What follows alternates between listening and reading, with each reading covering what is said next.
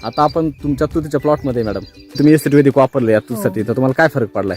आम्हाला लय भरपूर फरक पडलाय. रटपणा आलाय पानात, हो कवळकी आली, हो हिरवगार दिसते बर. मस्त. याच्या अगोदर तुम्ही सांगत होता की खाली अर्धा म्हणजे अर्ध्या झाडापर्यंत अर्ध्या झाडापर्यंत इथपर्यंत हो. हे होतं, हो. पिवळा होत होता. आता तिथपर्यंत पिवळा नाही, हिरवाच आहे. हे पुन्हा इथून कट करायचं, पुन्हा हो. आणखी ते बाजूला काढायचं. आमचं हो. ते काम वाचलंय. कष्ट वाचले. याच्या अगोदर पाला किती लागायचा आणि आता किती लागतो? त्याच्या आधी जास्त लागत होता पाला, आता कमी लागायला लागला. हे कारण की पाना इथून जर टाकायचे म्हणले हो. तर तिथपर्यंत पुरायला लागलं ना. बरोबर आहे. आधी इतका अर्धच राहत होता, तर मग आम्हाला जास्त पाला टाकावा लागायचा. हे असे गच्चे धरावं लागायचे. आता एक एक पाटा टाकला तरी बस होते. ते मागचं पण आपलंच आहे ना?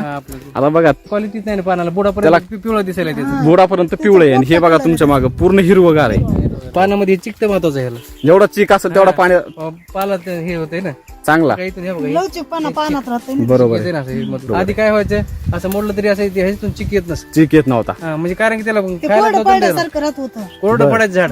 बॅच विशेष म्हणजे बॅच व्हायला जाणार नाही. बॅच वाया जाणार नाही, सगळ्यात महत्वाचं. त्याच्यामध्ये पैसे जाऊन बॅच व्हायला जात होते. बरोबर आहे. आता बिंदास करू आता शकता. बिंदास म्हणजे आता बॅच व्हायला टेन्शनच राहिलं नाही. धन्यवाद सर.